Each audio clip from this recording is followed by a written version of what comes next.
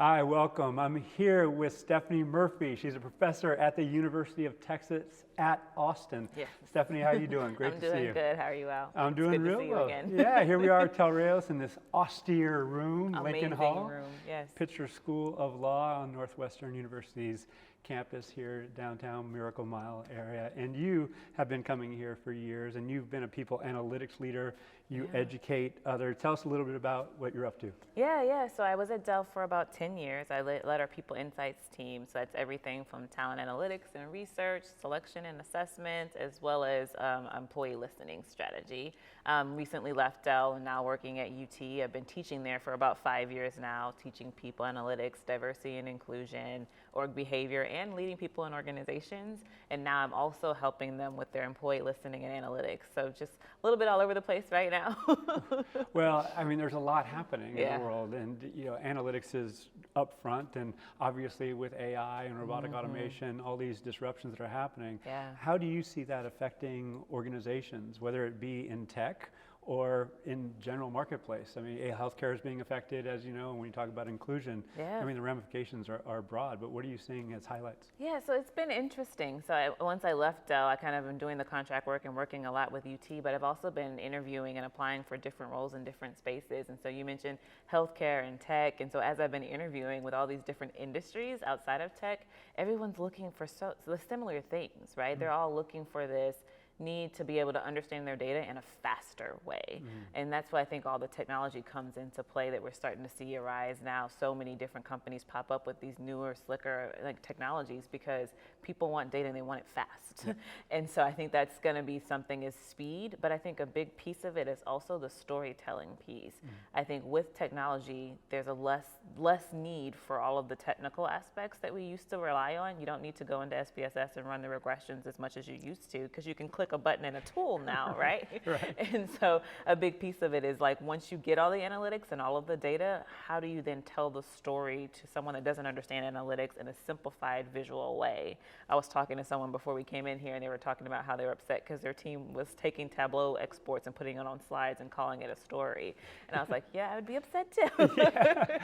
And so that need to want to tell the story, figure out the insights and build it in a way that you can then go present to an executive is where I think the field is going to go so much more into, because the technical stuff you now can do so quickly, but the storytelling and the insights and the human element of the story, that's the part that you can't do with AI or technology. Yeah, thank you for bringing that up because it is kind of the last mile. It is plugging our machines into the wall and actually lighting the room with insight and, as important as anything, making change happen or inspiring change downstream. And so with that in mind, storytelling, absolutely critical, and it's a skill that is still being developed among many, even us as analysts who grew up in the space. We might not be great at it, and there's still others who might be great storytellers, but they might not have the data sense, that others. So my pointed question to you, as we evolve and not only do this at speed, but we do it at scale. We have all these internal customers who are utilizing the tools that we're speaking of. What do you think has to happen for those hundreds of people in particular organizations to actually use the data and insight in meaningful, purposeful, ethical ways? Yeah, I think that's a really good question. And I think a lot of it is going to come from doing rotations in different spaces. I think a lot of times you pull in data science into a people analytics team and they are very good at data science, but they don't have that skill set to go in a consulting type role to go talk to people. So I think it's getting that data scientist into a role where they're people facing, where they have to talk to customers and learn how to do that, then you can bring them back. But I think right now we need to learn how to do these different rotations in different spaces across people analytics and not just stay in our niche. Even with, you mentioned kind of the ethical pieces, do a rotation in data governance.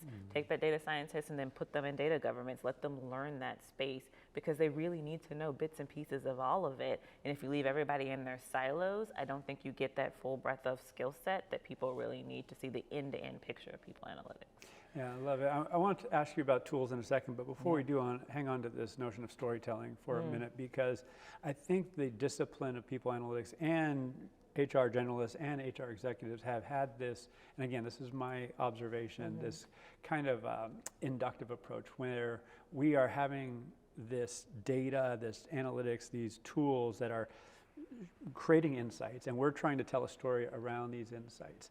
That's different than arguably a deductive approach where we're taking the hypotheses of our internal customers, something that we are understanding beforehand, then go testing it relative to the data and having a co-creative approach, if you will. So the internal customers are already engaged in the process. So in other words, trying to understand the stories we're going to tell up front, then going and building the analysis accordingly.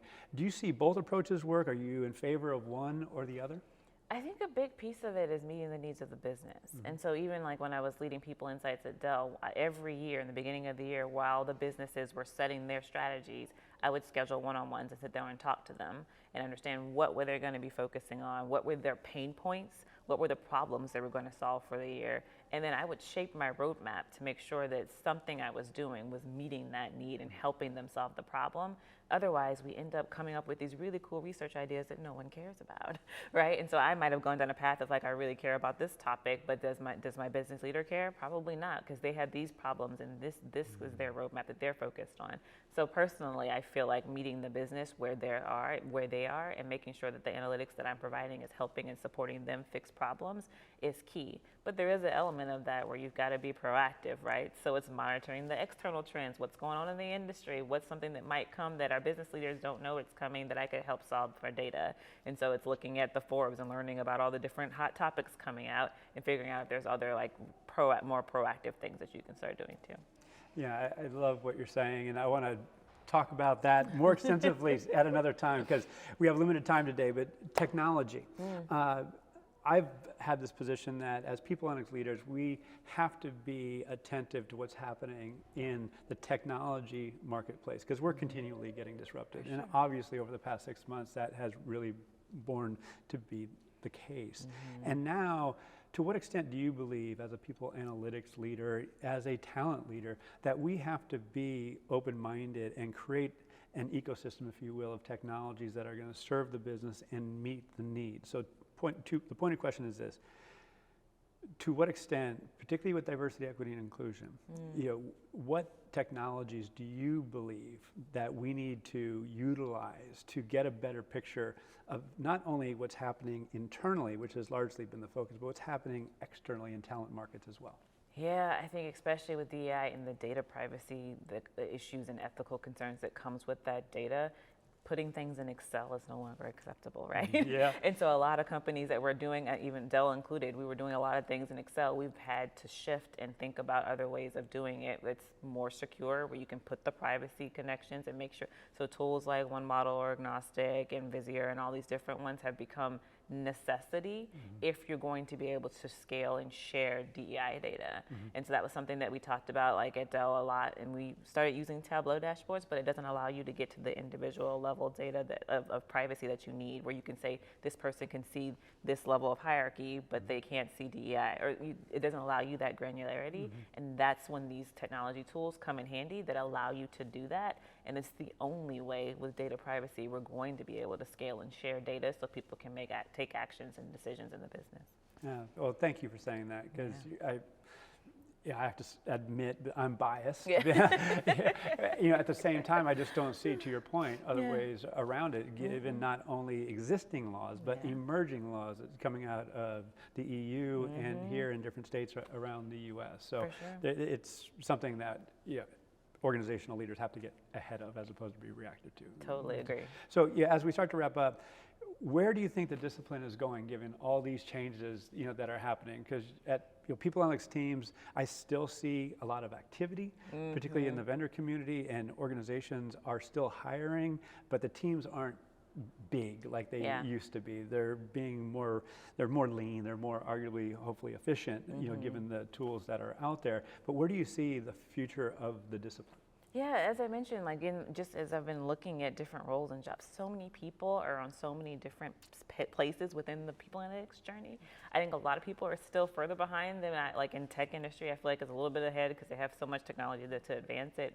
And then there's other industries, I was interviewing at one place that's starting from scratch, we need to build out what is a data lake, right?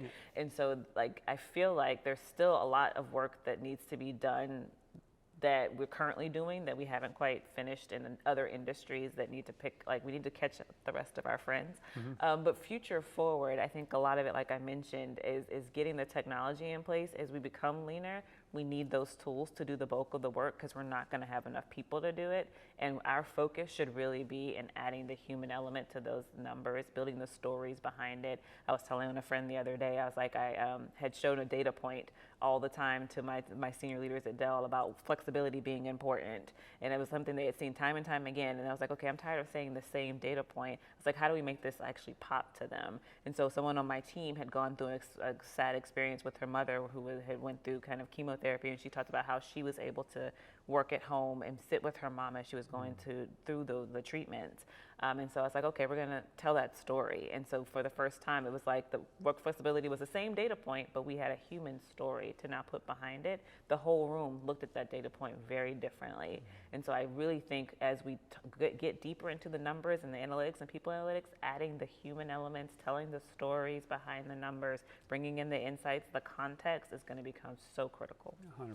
Thank you for sharing that so much. Thank you for being your awesome course. self. No, thanks for having me. As we wrap, how can people learn more about you and what you're up to? Yeah, for sure. Look me up on LinkedIn. That's the best place to reach me. Or go to UT and take your class. Exactly. All right, Stephanie, thank you Awesome. again. Thanks, I super Al. appreciate Appreciate you. it. And thanks for being here. You all be well.